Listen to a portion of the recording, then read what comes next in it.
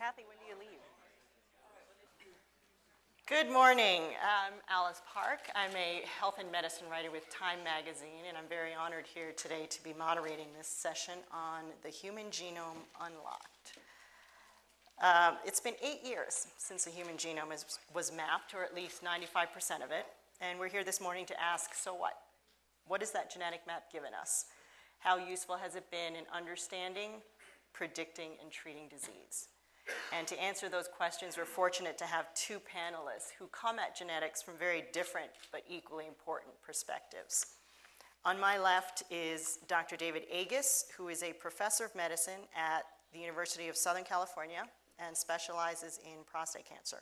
He trained at Johns Hopkins and Memorial Sloan Kettering, and he's also co-founder of Navigenics, a personalized genetic testing company that screens and analyzes your DNA. So he'll have some interesting perspectives on how all of that wonderful information from the Human Genome Project can be applied in very real and practical ways. And there's also a little tidbit that's not in your bios.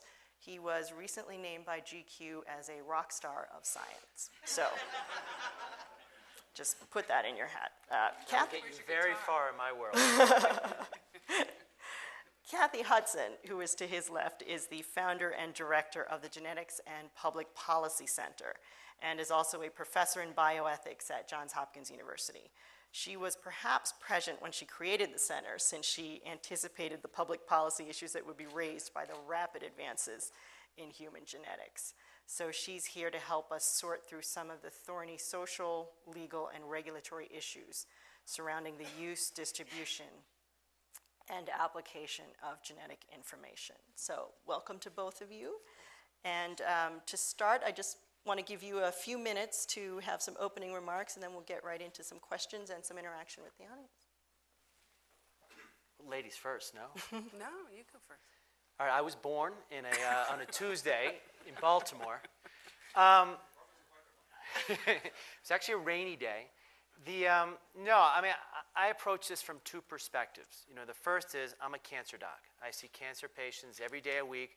I have 2 to 3 patients who die in our clinic a week. So there's a sense of urgency to all of this that really brings home to my heart. I look at it from two perspectives. One is genomics on the personalized medicine side, and then genomics on the treatment of disease side, and both of which are important. And we'll say a word or two about disease. First of all, the title's a little bit goofy. I never knew the genome was locked, so I'm glad it's unlocked now because I feel a little bit safer in that regard. But when you look at disease, so take cancer, for example. Our definition of how we categorize cancer by body part, breast, prostate, lung, etc., comes from the 1840s in France.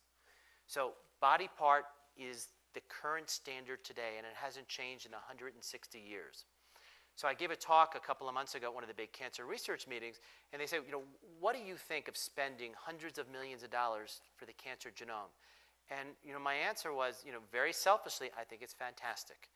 I think we'll have a new lexicon of how to start to put in buckets the individual cancers. We saw it in the first one, which was brain cancer. While there may be hundreds of mutations in an individual cancer cell, they all congregate or aggregate on 4 different pathways. And so we're going to have new buckets of which to look at individual diseases, and we're going to be able to approach them very differently based not just on body part, but on what bucket. The second is the personalized medicine side. And so I'm a believer in prevention. I know as a cancer doc, I can't cure people with advanced metastatic cancer. And I'm not sure I'm ever going to be able to. I'm getting better at treating it. I'm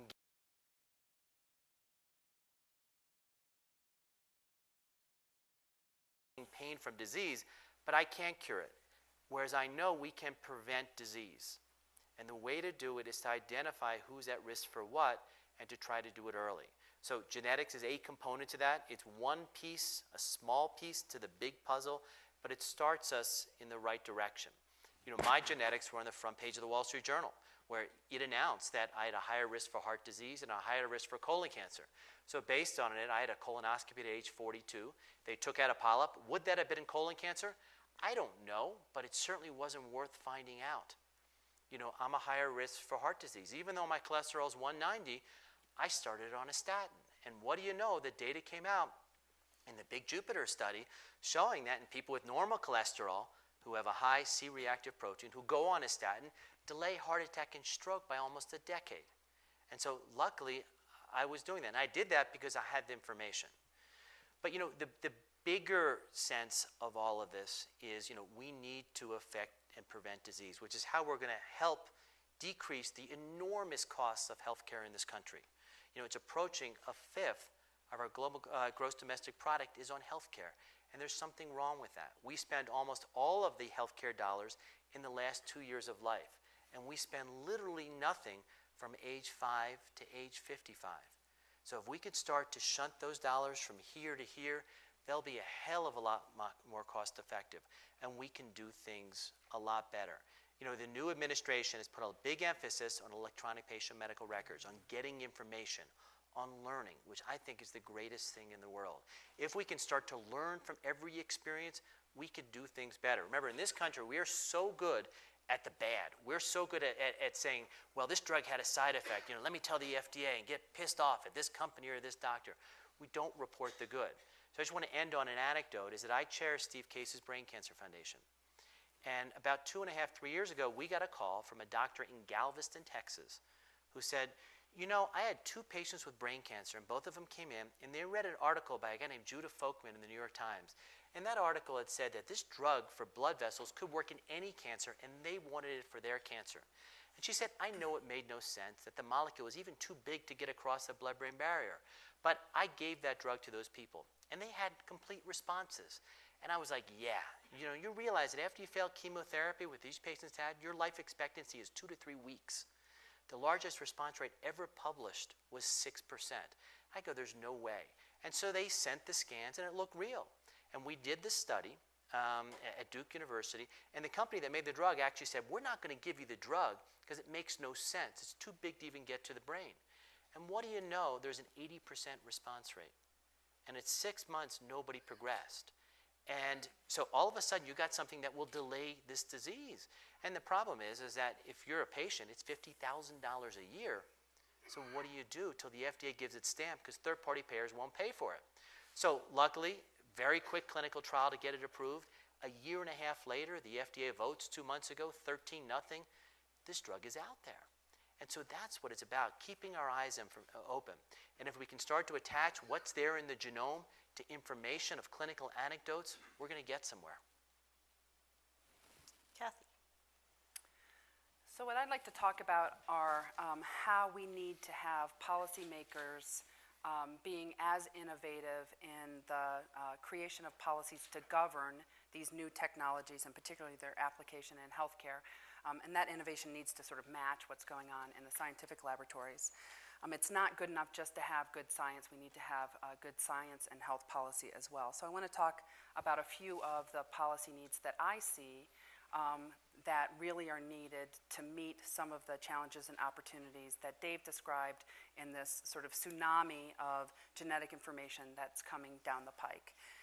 And just to give you sort of a sense, in keeping track of the number of genetic tests that are available to patients and physicians, there's a outfit out at the University of Washington who was keeping track, and they say that there's now some 1,500 genetic tests available. But that's a very misleading number because most of those tests are for what geneticists call single gene diseases or disorders. And what companies like Navigenics that Dave co-founded are doing is looking across the entire genome for places where genetic variants are associated with modest increased risks of diseases, and that number now is getting larger and larger and larger and larger and larger, and the statistical significance is very high, but the increased risk is very low. So how do you deal with information about your modest increased risk of colon cancer or heart disease? Do you, go out and get really fit? Do you have an early colonoscopy? How do you deal with that information? So we have, and then we have the projections that we'll be able to sequence the entire genome in 15 minutes for $100, depending on which company you listen to. So we're going to have all this information, and presumably it's going to be in our electronic medical record where we can access it at any time, and we'll have doctors looking sort of like deer in the headlights, presumably with what to do with this information. So what do we need to do from a policy perspective? First, I think we need to put policies in place so that we can be confident that when we get a genetic test result, that it's giving the right answer nearly all the time. And this is particularly important for genetic test results where people are making profound medical and life decisions based on that genetic test result, often without any other corroborating medical information. So just based on that genetic test result, one might decide to keep or terminate a pregnancy, to have prophylactic surgery, the list goes on, to take a medicine or not take a medicine, the list goes on and on. So it's very important that the tests give the right answer, and we don't have the policies in place now to make sure that that's the case. Secondly, in an era where we all are talking about transparency, we need that to infiltrate genetic testing as well. We need to have access to the information about how well those tests perform and what scientific evidence underlies them.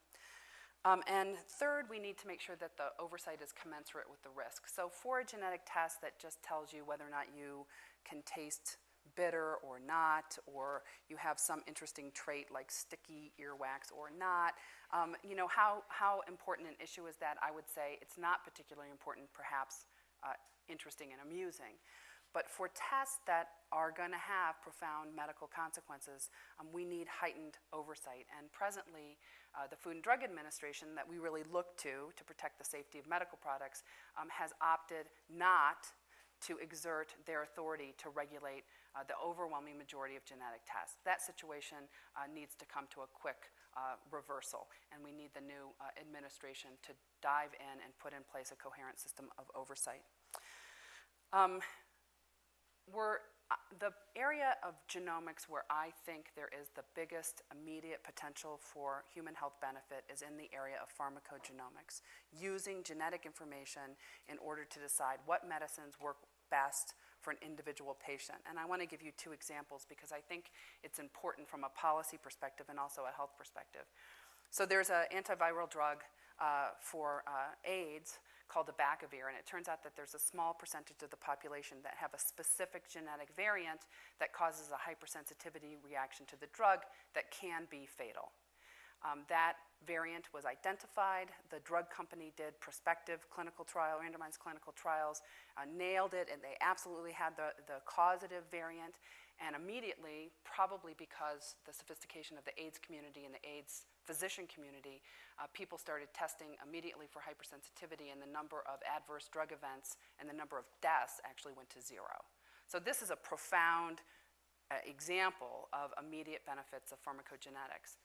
On the other hand, there's an epilepsy drug where FDA allowed the change of the label of the drug based on very skimpy evidence, and where the evidence was that people of Asian descent had an adverse drug reaction to this particular drug, Tegretol. And so the question is, well, how are physicians dealing with that information, and was it really robust information? The evidence standards in these two cases were really different. Abacavir, prospective randomized clinical trials, Tegretol and its adverse drug event, sort of skimpy retrospective data. So it turns out, how are doctors responding to this information? How they're responding is they look at a patient who walks in the door, and if that patient happens to be of Asian descent, they say, I'm not going to use that drug because that variant is more common in Asians. Sort of race-based medicine that we didn't quite anticipate. So the last issue that I want to talk about in terms of policy is demanding truth in advertising. And we are in sort of a funny age now where just about anybody can offer just about any test and advertise it on the internet and make really quite outrageous claims, and nobody's minding the store. Now, we might have some expectations for more enforcement action with the new administration and folks from Public Citizen now sitting in powerful position at the Federal Trade Commission, for example. But here's an example of one ad of a company that has now gone out of business, but is, I think, illustrative. Are you concerned about your child's future? Does your child have the gene that leads to disruptive and addictive personalities? DNA testing can help you understand and manage your child's behavior before it gets out of control. There is no scientific evidence underlying this particular test and this particular claim at all. Sharing another example, this is from Atlas Sports Genetics. Finding a great Olympic champion normally takes years. What if we knew part of the answer when we were born? So you can have your children tested to find out whether or not they are speed, power, and endurance athletes early. So you can put them in the right program and basically track them from birth based on their genetic predispositions. So really the last area, and I really will shut up, is we recently passed a law that was signed by President Bush and is in the process of being implemented, which prevents health insurers and employers from using genetic information, your genetic test results, to discriminate against you. And that's all well and good. But there are big areas where we still have not addressed, particularly with an aging population, disability, long-term care, and life insurance. Those insurers can still access your genetic information, demand that you have genetic tests, in fact, and use that in denying coverage or setting premiums. And so as people are becoming on the internet, sharing their genomes sort of willy-nilly, we need to be cautious because that may come back and bite people in terms of their ability to get the care they need later in life. Just want to clear up. So that wasn't a Navigenics ad, was it? Just want to get it on the record. That wasn't Navigenics that, oh, there's Ad. these? No. I knew who was sitting Just next to wanted me. to You clear spot that me. Just want to have David answer that question first. Okay, well, I think, we have a huge topic here. I wanted to ask both of you. Let's start out with this issue of genetic testing. Navigenics. Yes. People have said, what do we really know? What are we really learning? We don't even have the full map of the genome. It's not complete. It's like having a map with little sections cut out and roads leading nowhere. What are we really learning? Let's talk a little bit about what the process is and what you're doing with someone's sample that they send in. What can you learn and how reliable is that at this point? Sure, it's a great question. So let's take it from the beginning just to explain what it is. So the concept is you spit into a tube, you mail it in. Technology is used to identify what DNA difference you have that in the literature that investigators have shown correlate to susceptibility to a disease. So this depends on how good that database is. Depends how good his database is. And so one of the things that Navigenics and other companies do, so I'm not an ad and I'm not pushing any company or technology, make that clear. I'm just trying to push the field forward. What they do is they go to the literature where researchers across the world have started to do association studies between genetic differences and between disease. And so, for example, what Navigenics does is it requires there to be at least 2 publications in a field with a significant patient base, so thousands of patients, a good p-value, and it turns down about 98% of the studies it looks at, and it takes out ones that are at the top. And we look for interventional diseases. And the idea is that it's not complete, it's relative risk. So just like in the old days, when you got an LDL and an HDL, it didn't have a binary response, heart disease, no heart disease. It said you're higher than likely for getting atherosclerotic disease. Therefore, an intervention, whether that be lifestyle or pharmacology, is perhaps warranted. And it's between you and your physician to make those decisions. So what Navigenics does is it looks at about 30-something diseases today, all of which are interventional, and it tells you your relative risk. In many cases, that relative risk difference from the general population won't make you do something different. In other cases, it certainly may make you do something. I think the best case that was very illustrative of this is that Meryl Comer, who's a hero, heads one of the large Alzheimer's organization, went live on Nightline. And she has a husband who was an investigator at the NIH, a very well-known blood cancer doctor, who has Alzheimer's, early onset, who got it in his 50s, and she's been a hero taking care of him for the last 15 years. Well, she went live on TV and took the test, and her results were presented to her live, where she had a very elevated risk herself of getting Alzheimer's disease. And so the reporter, Terry Moran, said to her, "What are you going to do? What does this mean?" She goes, "Well, the first is I'm going to double my efforts to raise money and help working for a cure. I'm going to try to be healthy and do all the things that we know may have an effect," and I emphasize the word may in terms of delaying Alzheimer's, "and I'm going to work there to try to prevent this disease from affecting me and my families, and I'm going to put my affairs in order just in case." And we know from a large data set funded by the NIH that if you tell someone they're higher than likely for getting Alzheimer's, initially it's a shock, but in the end it doesn't affect their long-term quality of life. Whereas the other cohort who says they're not higher than likely for getting this early form of Alzheimer's is going to say, listen, I'm going to focus on something else. I mean, the data just came out that if you're a woman, and no offense, and you drink alcohol, you increase your risk of breast cancer and lower your risk of heart disease.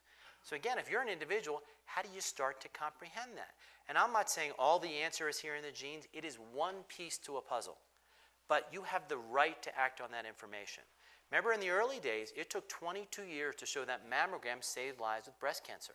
And if you're a woman, you look at the data, you can say, listen, I know it doesn't save a life yet, but I want that test because I believe in my heart diagnosing something early matters. We in this country do colonoscopy at age 50. That's when the costs and the benefits and the risk all kind of come together. Well, what do you say to the 4,200 people last year who died of colon cancer under the age of 50? Well, so you talk about you have the right to act on that information. Kathy, let's talk about other people who also feel they may have a right to act on that information. If a person does find out that they are at higher risk of Alzheimer's or higher risk of diabetes, does an employer or insurer have a right to say, then since I know this is going to happen and I really can't afford the insurance cost of carrying this person, I'll choose someone else who doesn't have that risk?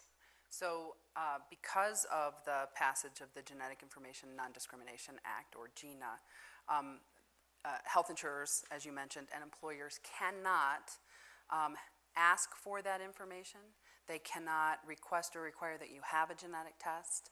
They can't ask for your medical records and look at your genetic information. And if they happen to get it, which they may inadvertently, they can't use that information in making either health insurance or employment decisions. So patients and consumers should feel more safe in having their own personal genetic information than they would have before the passage of GINA. But as I mentioned, there are these other entities who can still ask you if you've had this kind of testing and what the results were, or even ask you to have genetic testing done. I got an interesting call last week, maybe early this week, time's sort of muddled, from a reporter in the New York Times. It's Saturday today, by the way. It's Saturday, wow. I've been here for a while. From the New York Times telling me that the Major League Baseball was asking for DNA from prospective recruits in order to ascertain their age and whether or not they were telling the truth about what their age is. But clearly they would be able to determine any number of other things as well. They're going to carbon date the players? It's sort of complicated, but they DNA test the prospective player and the parents, and then go to publicly available birth records. And apparently there are people who are presenting as if they are younger than they really are, and so that many fewer valuable baseball years. So, yeah, who figured? Yeah. Who knew, right? All right, I'm going to pose, that raises this other issue of, and I'd like to hear both from David and Kathy from the medical and from the more social and regulatory perspectives. Can we know too much? Are we getting to the point where is there a point at which we're just going to have too much information? Can I start? Please. So I think Dave gave a fascinating example of research that was done that showed that individual patients getting their information back about their risk for Alzheimer's disease in the future were able to cope quite effectively with that information. And it's great that we funded the research that showed that.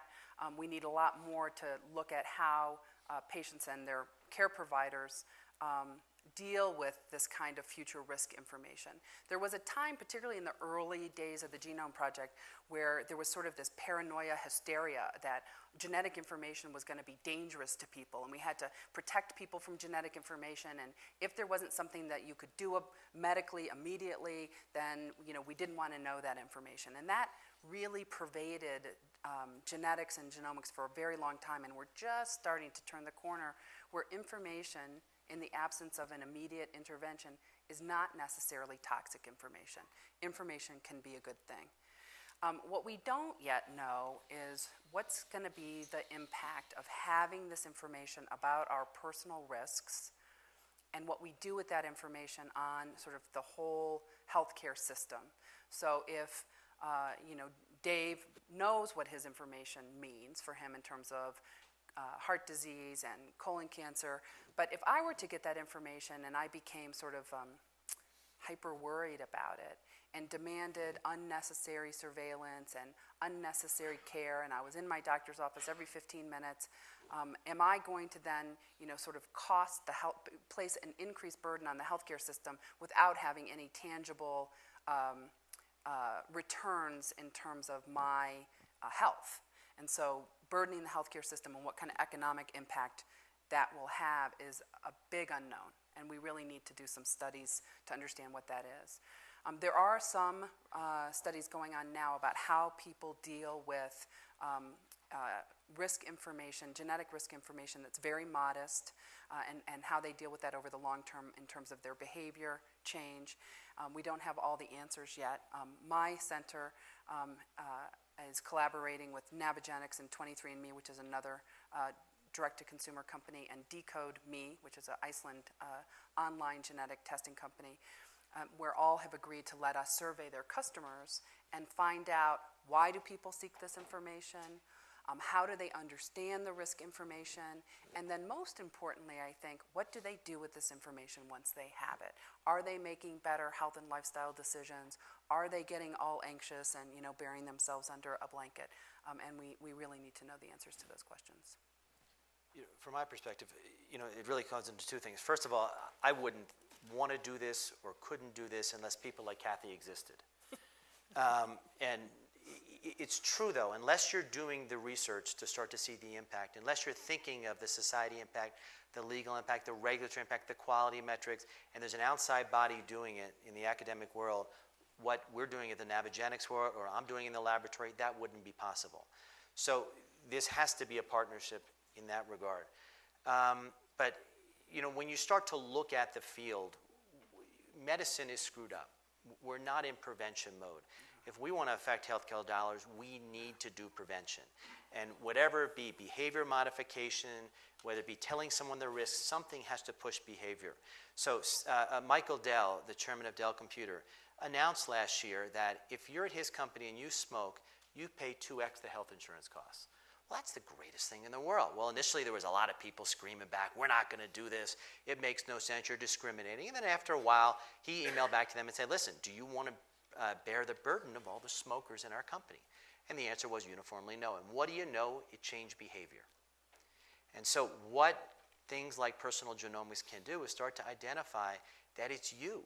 I mean, how many smokers will say, well, listen, my dad smoked, he didn't get cancer, my mother smoked, not a problem, it ain't going to happen to me. Well, if I show you on a piece of paper your genetics, that's you. And the hope is it can certainly change behavior. Is too much information, inappropriate? In some people, yes, and some people, no. But you need to know yourself about what's right for you. We need to empower you to know what's right for you. And that's some of these surveys that Kathy is doing that.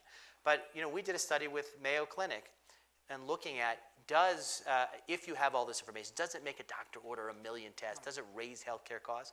And in that cohort, you can argue Mayo Clinic are on average smarter docs, although they've chosen to live in Nowheresville, Minnesota, so it tells you they're probably not the smartest, but no, I'm just joking. But it didn't in that case, and that's what we have to do. And we can't be afraid of something because we're afraid somebody's going to use it wrong. We have to put it forward. We can't let information scare us. What we have to do is educate so that it won't happen. But where do you draw that line? You talked about risk and relative risk, and the key word there is relative. How do you set that bar for knowing that we are confident enough, biologically, that this is a risk factor that people should be aware of and potentially should act on we do it every day, right? I mean, you go to your doctor's office, he or she draws randomly, about 30 bloods, and they look at your kidney, your liver, your cholesterol, and they make decisions on you and your preventative health care. Should you be a statin? Should you get a colonoscopy? Should you lose weight? Should you gain weight? Should you do X, Y, and Z? And we're using information. We're just saying the more information, the better. This is no different. Genetics has this secret, nuance to it that makes us all kind of, jitter a little and get a little tingly. And you should see her. When you start to mention this stuff, she gets all jumping up and down. And it's because there's this... I'm not making fun of you. I'm just... It's pretty calm to me today. We'll get her going. That's our role here.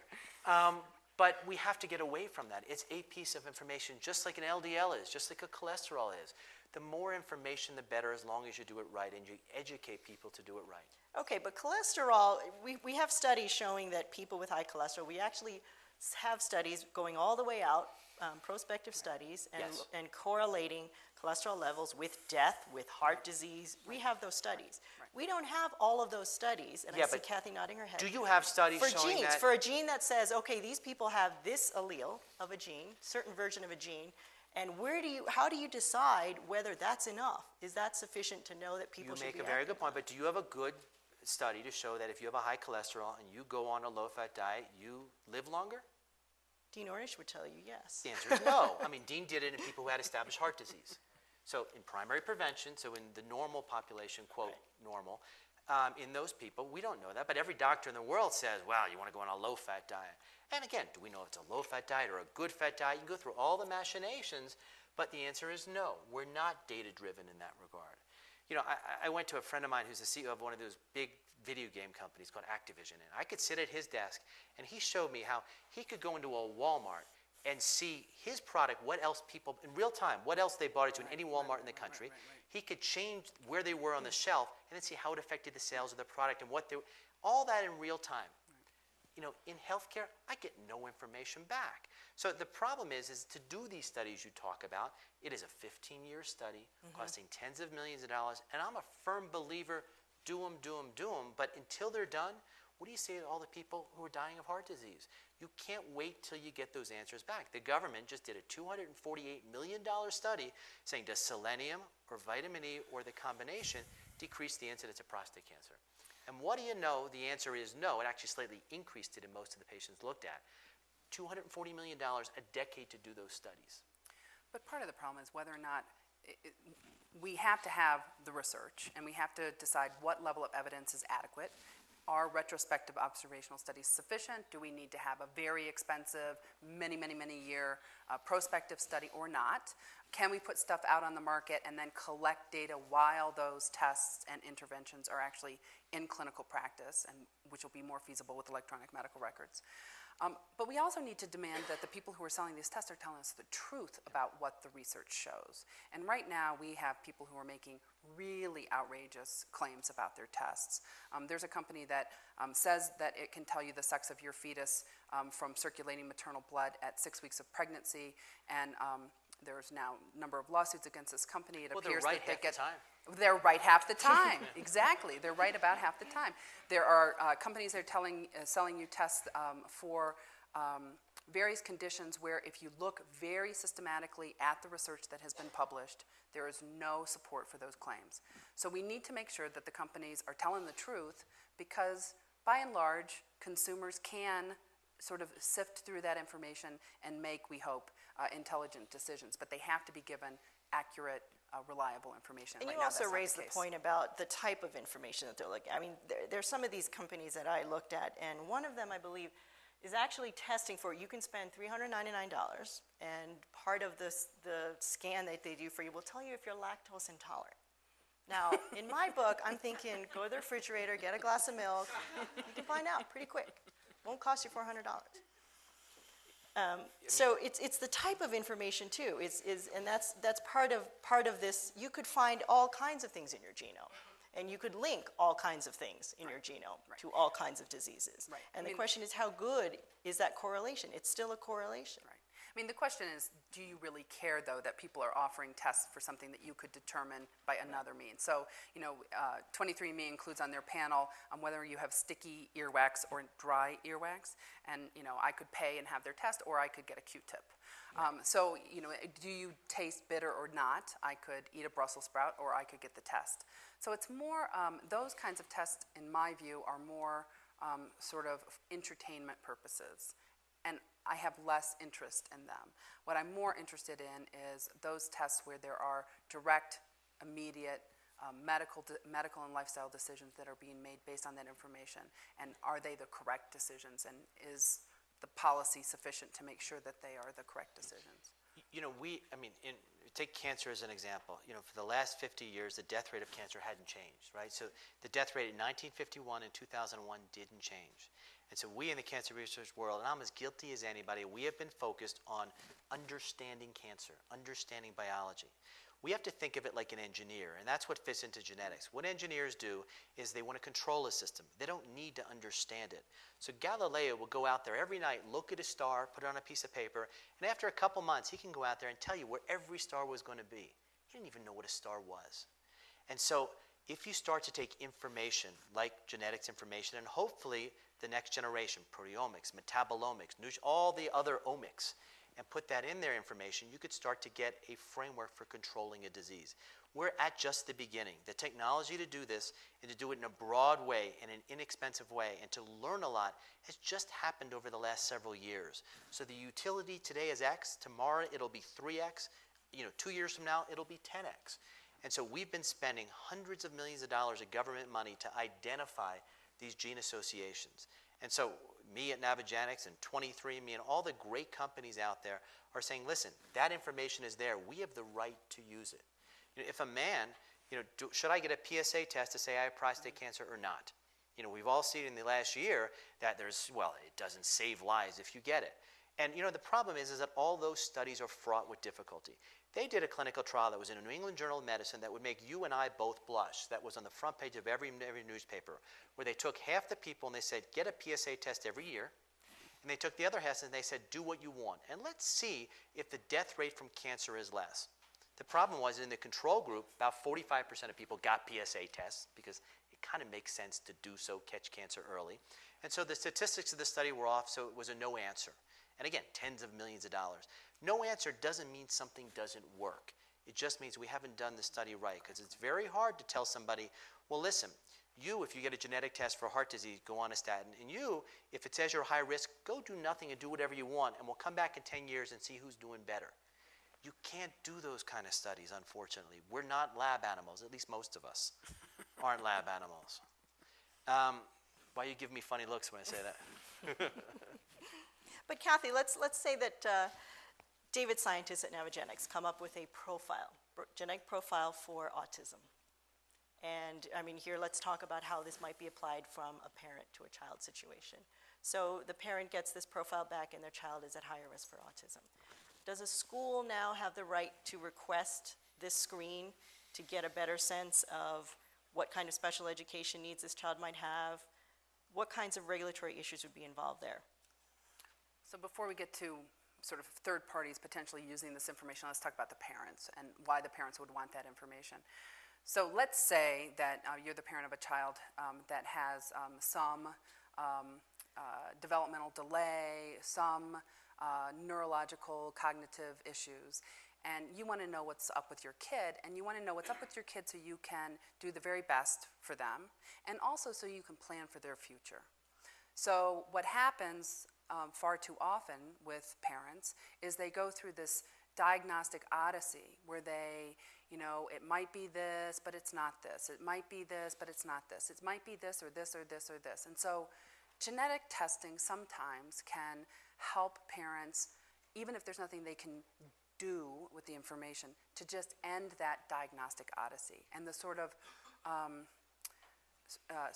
benefit to the families and to the parents of having that information is really, really high. It's really beneficial for those families. So then the question is, do you want to use that information to dictate what kind of schooling they get and who makes those decisions, or what kind of alternative, extra care they get? Those decisions, in my view, should be left to the parents to make.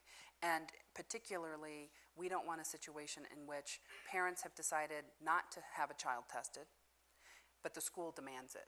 So there shouldn't be the situation ever where institution or third party demands genetic testing where there's not an immediate intervention, particularly of a child or an adult. We want to preserve the ability of people to not know their own genetic information, particularly when there's no intervention, the sort of right not to know. So we wouldn't want schools to demand that kids get tested to find out if they were at increased risk for autism in order to sort of chart their schooling. That's my perspective. Does that make sense? Yeah, I think some people might disagree with you. Absolutely. From school administrations who think that they have the right to know if they have a population or a cohort of children who are special needs and would need. Absolutely, and think about, if you want to think about people who might have a strong interest in the genetic information of a population, the military would have a strong interest in having information about their potential recruits, and yet the military has recently adopted a policy very closely akin to the Genetic Information Non-Discrimination Act that says that they won't use that information, especially in affording benefits after separation from military service. Don't ask, don't tell. Well, it's interesting because the military used to use genetic information quite prolifically. So they would, if you ended up getting ill while you were in active duty, and if there was a known genetic basis for that condition, you could not get a medical discharge, which would give you medical benefits, because you were considered to have a pre-existing condition, and so you were discharged without any of the benefits that your peers who may have been smoking a pack a day and gotten emphysema would be eligible for because it was genetic. So it was sort of the strange, specialized form of discrimination just for genetics in the military. The military has sort of woken up and gotten rid of that policy in the last year and a half or so. Well, I'm sure this is an evolving story, clearly. So I want to now bring in our audience to ask questions. I feel like I need sunglasses. Yeah, it is very hard to see. There are two microphones, one over here, one on this side. And who are those people Whoever behind gets the there glass first. windows back there? They're taping us, every word we say.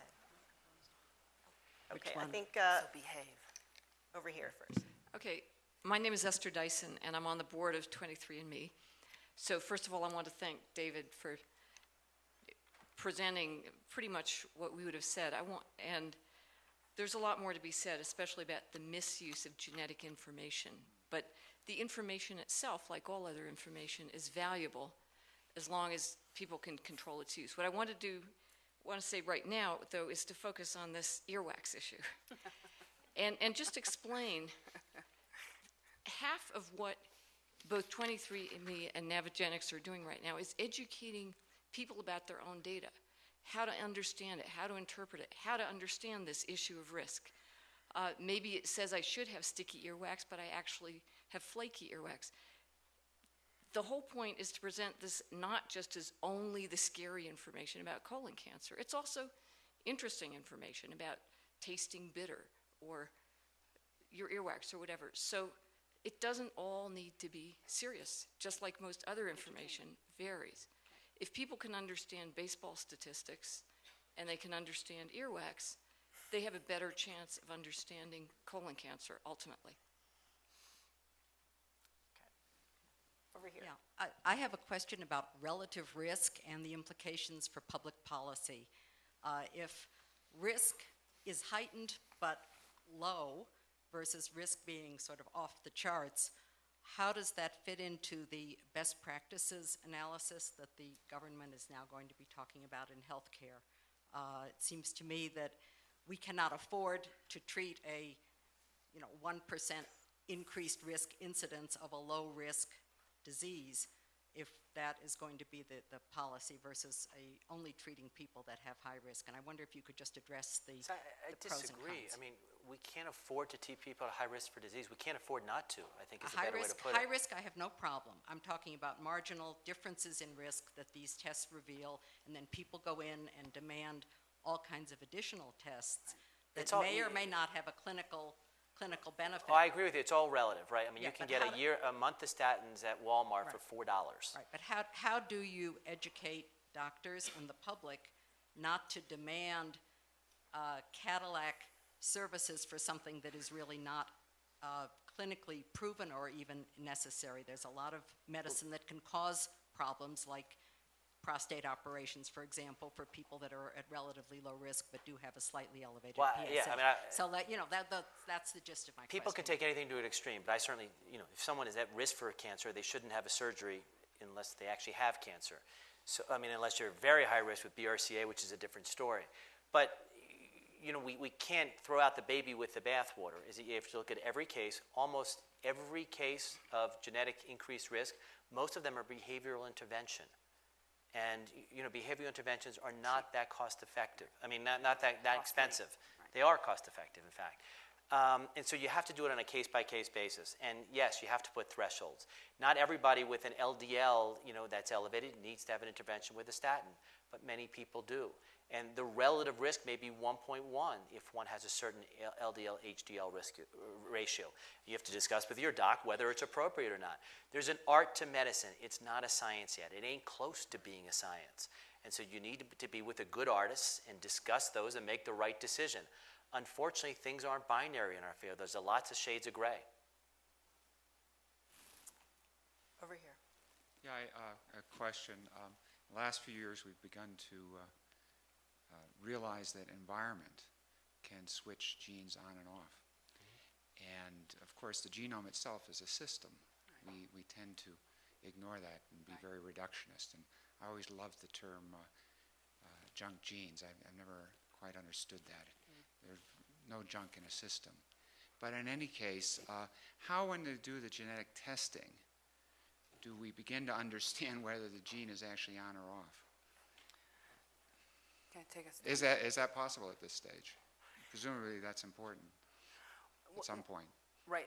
I want to sort of Or address even to know to what extent it's expressed, because it Right. could be expressed at a Well, low at the level. and end of the day, environmental everything's about expression, contribution. so- Right. Yeah. I think you raise a really important question.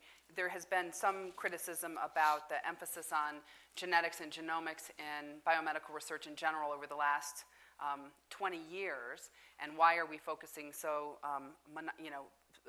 much on the genetic contributions when we know that environmental and behavioral risk factors play as big or a bigger role? And the answer is because the genome is sort of a finite set. We, 3 billion base pairs, we can get at it, we have the technology to tackle it.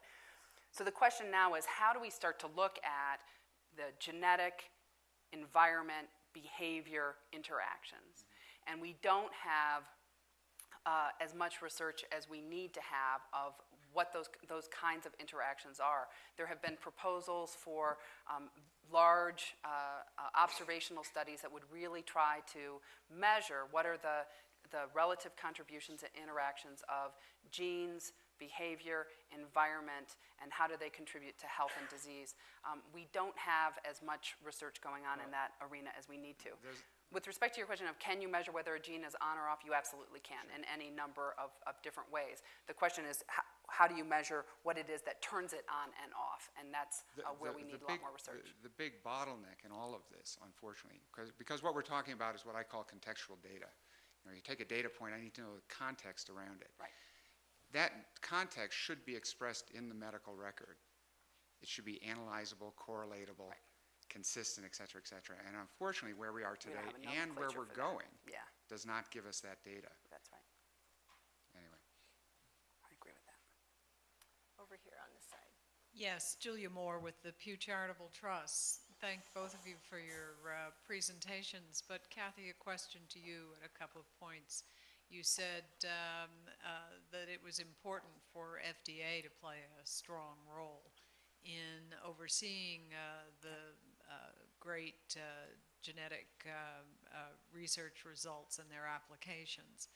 I think the person at this meeting who I feel most sorry for is Margaret Hamburg. She has more challenges with fewer resources in front of her than I think almost anyone else in the Obama administration.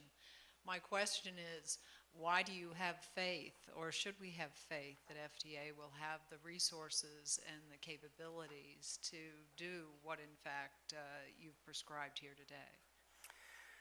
So it is very clearly within FDA's mission that they take responsibility for these. And I share with you the sympathy for Peggy. She has a huge set of challenges in front of her, and I don't know, I've been following what she and Josh Sharfstein have been doing since they sort of took over at the FDA, and it's just remarkable how much they've been able to accomplish in an incredibly short period of time. So in addition to feeling sorry for her, I'm in absolute awe of how much she and Josh have been able to accomplish.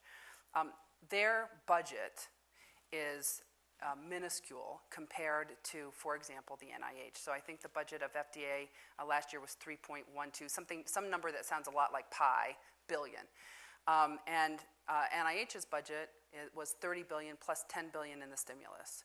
So all of these discoveries from NIH research, in theory, should be aimed towards developing medical products and services that need to get through that little tiny narrow funnel at the FDA.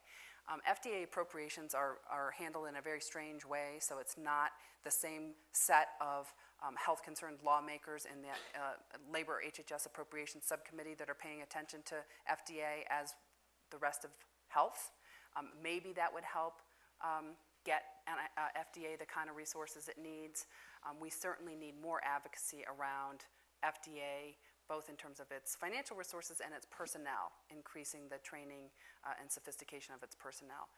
I have worked for a long time with the folks in the medical devices division, and I have a lot of confidence that they actually know how to assess the risks of diagnostic devices, and that they would be able to expand their scope to be able to handle high-risk genetic tests if they had the resources made available to them. And we just need to make sure that happens, and I think that I'm confident and optimistic that FDA will be able to handle the challenge if they're given the resources they need. And we all need to join together to support that. So there's a hat being passed around the room as That's right. And a lot of the onus of setting these standards that we were talking about, determining where that relative risk threshold is going to be, how good a test is going to be, that people will then be able to act on. They're walking into uncharted territory here with a lot of how I'm not sure they're going to go there. I mean, right? I mean, FDA may just regulate the quality and what is the answer. In terms of practice of medicine, they don't usually go there. I mean, it's not an algorithm. But they will have to set the standards for helping doctors to decide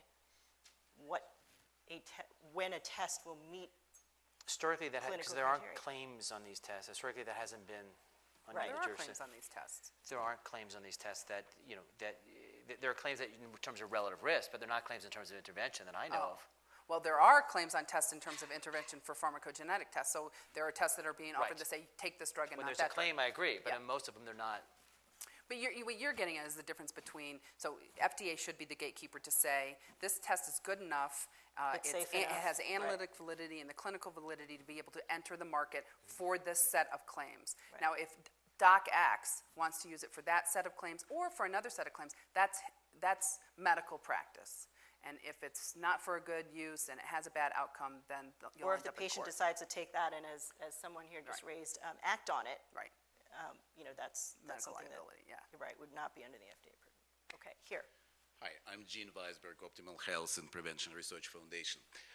Here's a question. If you look on the offering of the leading genetic testing companies like Navigenics or Decode and 23andMe, it's a lot of emphasis on disease predisposition, and you mentioned Alzheimer and many others. And also a couple of tests which arguably have this entertainment value, like been said today, which there are two opinions about that. However, David mentioned prevention, and if you look from prevention and lifestyle perspective on the whole picture, the whole range of tests, I believe, are available that not about predisposition to particular disease, but about susceptibility to particular environmental input. Give you an example. For instance, there's a research that different people react differently on sleep deprivation, and there are certain SNPs associated with that. Actually, coffee, fast metabolizer, slow metabolizer, have immediate life impact. So the whole field of nutrigenomic testing, I think in terms of personalizing how people behave, how they eat, how they sleep, or serotonin transporters, for instance, how they react on psychological stress, I think this whole area a little bit underrepresented in all three leading companies. And in my book, I think it can help people really to modify on the personalized basis their lifestyle towards more preventive actions, even more than many other things. So the question is, does it make sense to expand the offering in the whole nutrigenomic or behavioral genomics, or wherever you call it, area? That's the question. There are a large number of companies that are operating in the sort of nutrigenomic space. Some of them offering tests where there is substantial scientific evidence to support the claims that are being made. I don't know what their customer base is like, or how effective they have marketed themselves.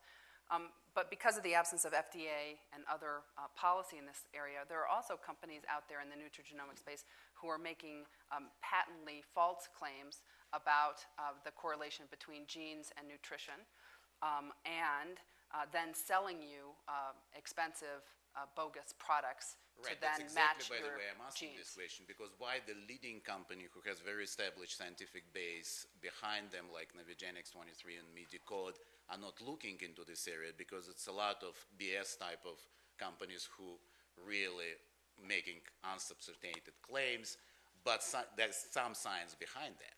I mean, just from our perspective is, we don't do discovery work, we do application work. Right. The discovery work in nutrigenomics, it's on its way up there. It's not plateaued yet. There are very few large randomized studies showing, in effect, if there was, we'd be the first to offer it. So I'm a believer in it. I think it's going to get there. I just don't think it's at that science level that some of the other studies are right now. All right, thank you. Thank you. Yes. Yes, I'm John Perry, a retired professor of biology. I teach physiology. And I was reading an article in Science the other day that talked about mitochondrial DNA mutations. And this particular mutation led to faulty oxidative phosphorylation, decreased energy production. And this manifested itself in encephalomyopathies, learning disorders, muscle weakness, so on. My question is, to what extent do we understand mitochondrial DNA? How is it integrated into the human genome? And how is this information passed on to physicians so they can more properly evaluate chronic fatigue syndrome, learning difficulties, so on? It's a great You should question. probably define what First of all, mitochondria is. I just take offense to the fact that you're retired professor of biology. We need more professors of biology, so don't retire. Second of all, there's the human genome, which is in the nucleus, and then there's a mitochondria. So the role of the mitochondria DNA is slowly evolving, and we're learning it's playing an enormous function in many of the diseases. So what you alluded to is real, and it's important, and I believe it's going to be some of those next generation of tests that we all get to, but it's still early. The concept of discovery to application of technology in general takes a lot of time, unfortunately. But you're hitting on something that is going to be, I think, very important in the future. Kathy? Next question here. My name is Doug Yonker. I'm a human resource director for a company in Utah called Icon Health and Fitness. We are, I think, the world's largest maker of exercise machines. And one of my concerns is, we pay millions of dollars for our employees' health insurance through, medical premiums.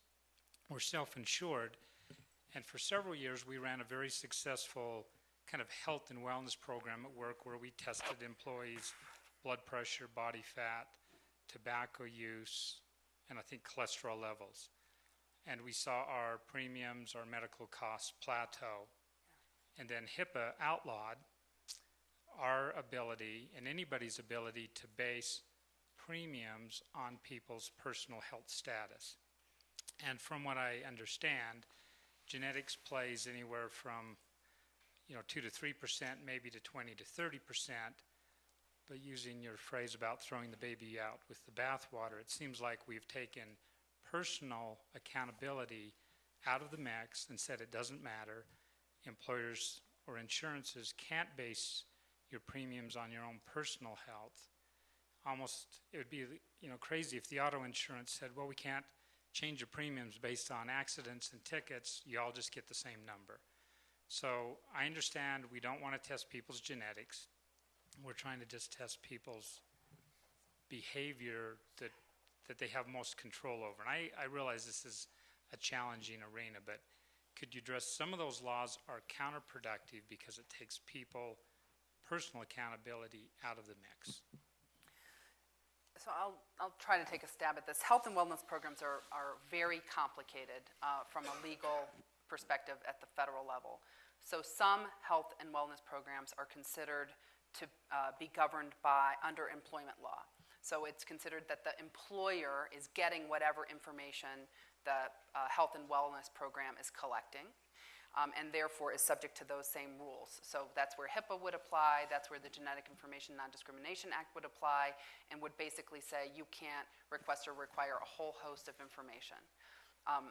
And there are, because it's considered the employer doing that in the health and wellness program.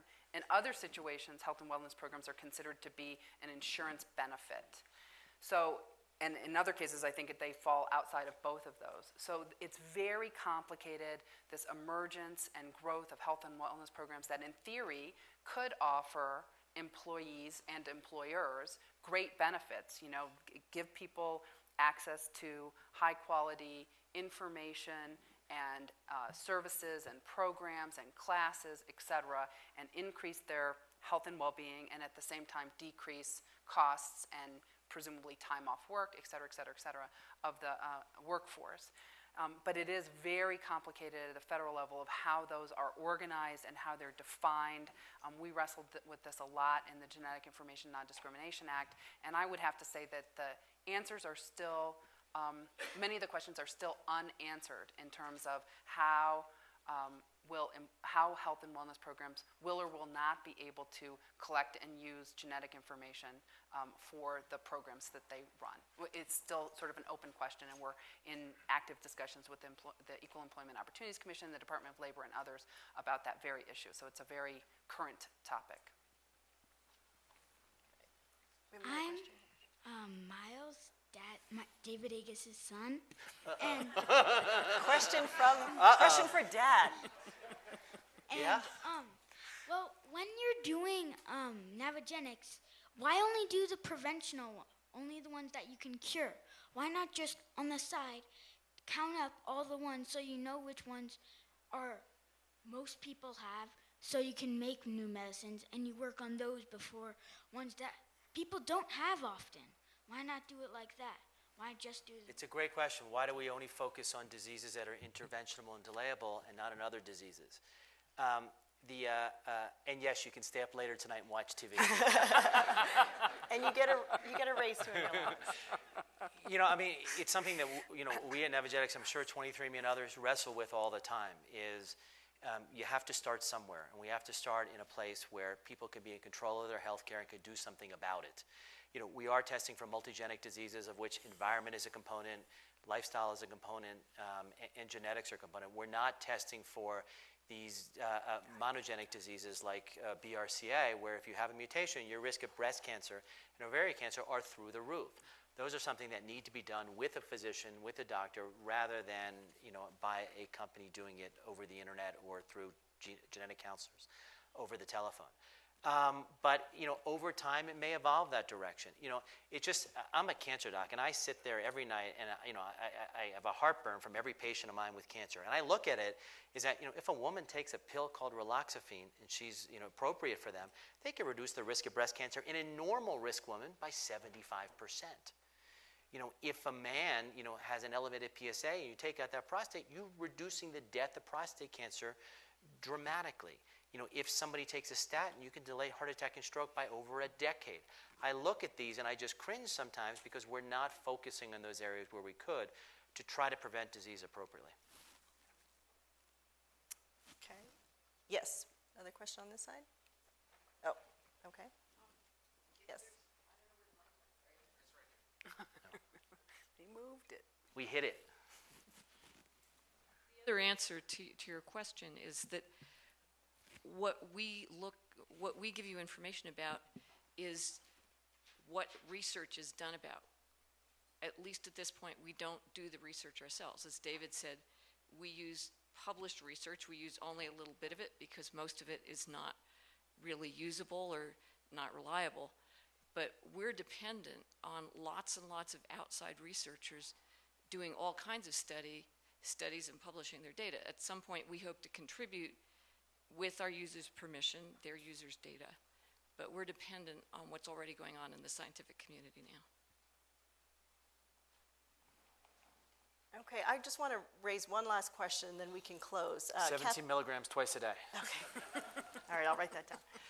Kathy, you raised this issue of pharmacogenomics and the fact that genetic information can now be used by drug companies to really, you know, streamline that drug discovery process. So David, I wanted to ask you, is this a good thing for drug discovery? If we are looking at testing drugs in specific populations because we know that these are the people who are at higher risk or more likely to benefit, are we closing off avenues to finding new drugs that we might have otherwise stumbled upon? And I think we have a few really great examples.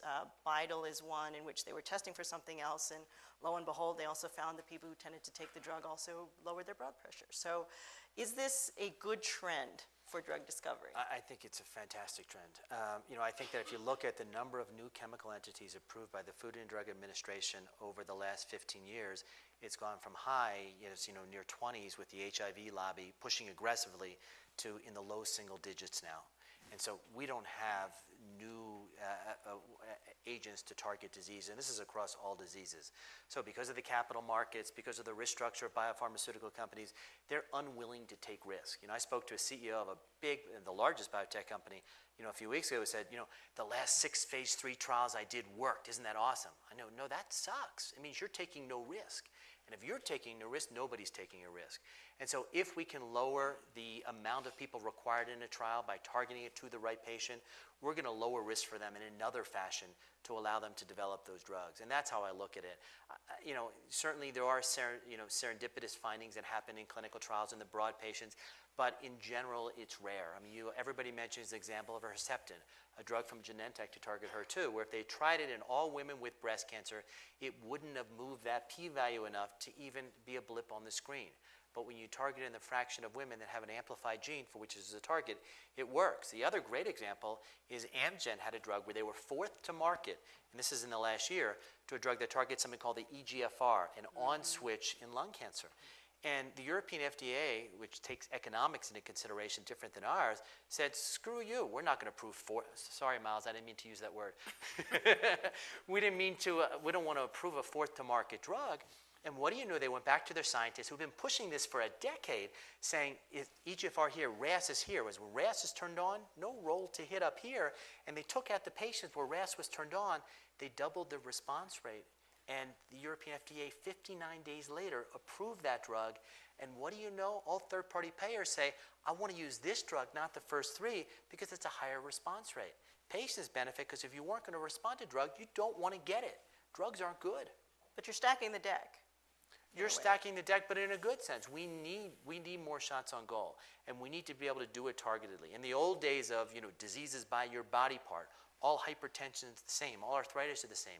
That will be something that we're going to laugh about a decade from now. Can you believe we treated everything from the breast the same? Can you believe we called hypertension just high blood pressure and not X, Y, and Z subtype? That's where it's going to go. It has to go there. Can I respond?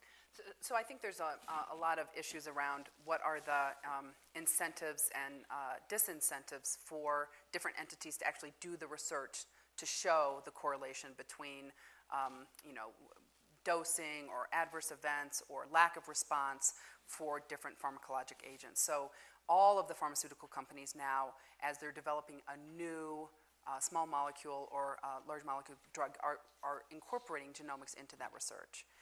That's essentially potentially stratifying the market for their end product, and people have asked the question, what's the incentive for pharmaceutical companies to do that, or how can they not do that research?